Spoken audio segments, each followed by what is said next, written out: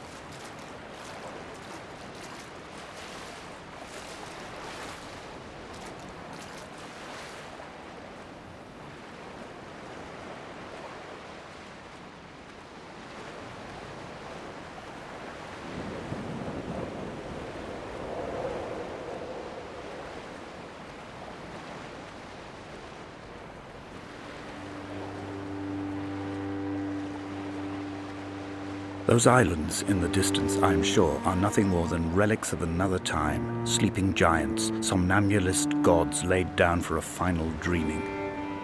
I wash the sand from my lips and grip my wrist ever more tightly. My shaking arms will not support my fading diaries.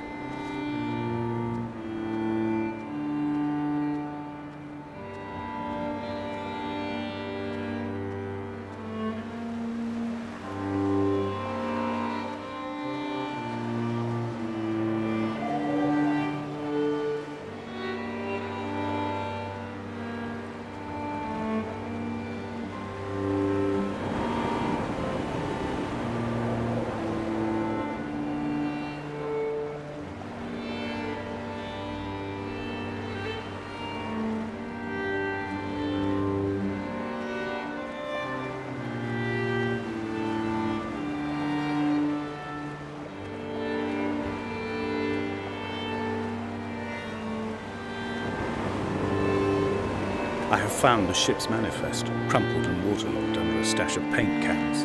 It tells me that along with this present cargo, there was a large quantity of antacid yogurt bound for the European market. It must have washed out to sea. God knows there are no longer gulls or goats here to eat it.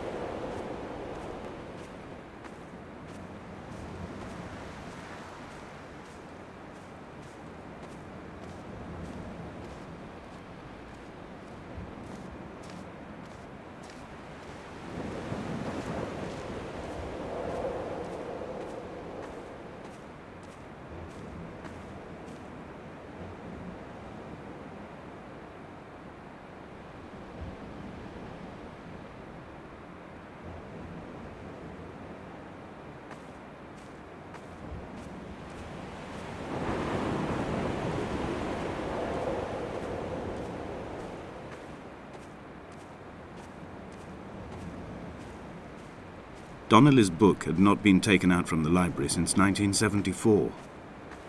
I decided it would never be missed as I slipped it under my coat and avoided the librarian's gaze on the way out. If the subject matter is obscure, the writer's literary style is even more so. It is not the text of a stable or trustworthy reporter. Perhaps it is fitting that my only companion in these last days should be a stolen book written by a dying man.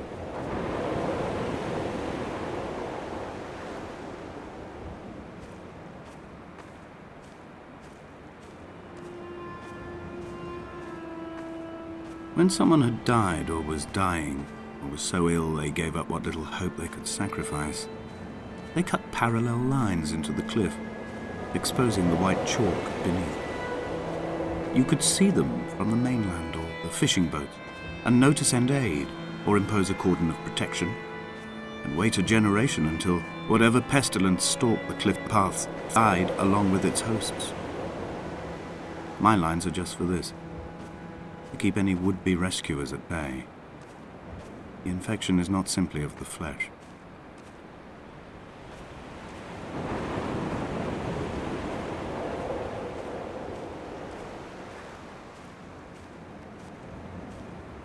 They were God-fearing people, those shepherds. There was no love in the relationship. Donnelly tells me that they had one Bible that was passed around in strict rotation. It was stolen by a visiting monk in 1776, 2 years before the island was abandoned altogether. In the interim, I wonder, did they assign chapter and verse to the stones and grasses, marking the geography with a superimposed significance that they could actually walk the Bible and inhabit its contradiction?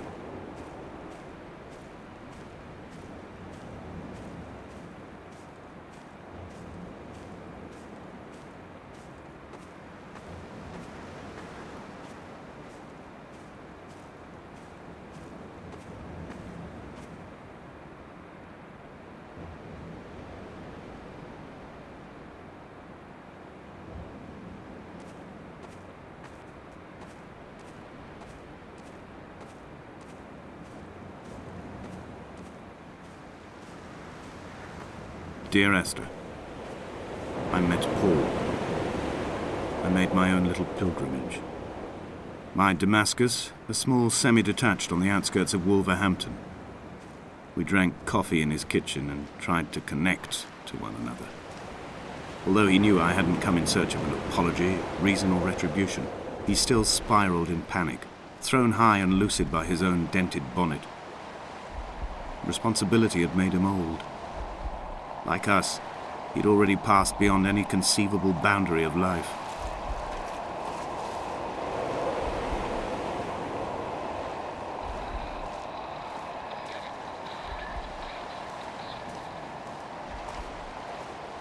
I would leave you presents outside your retreat in this interim space between cliff and beach.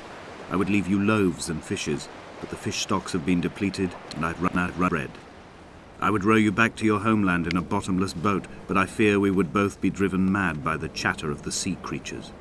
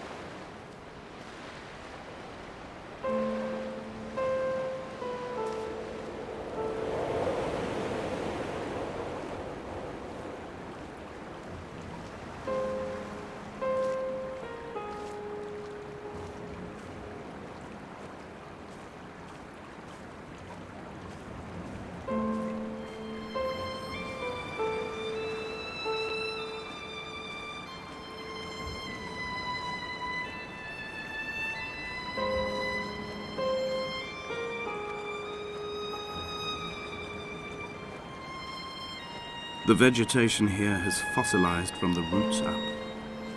To think they once grazed animals here, the remnants of occupation being evidence to that. It is all sick to death. The water is too polluted for the fish, the sky is too thin for the birds, and the soil is cut with the bones of hermits and shepherds. I've heard it said that human ashes make great fertilizer, that we could sow a forest from all that is left of left hips and ribcage, with enough left over to thicken the air and repopulate the bay.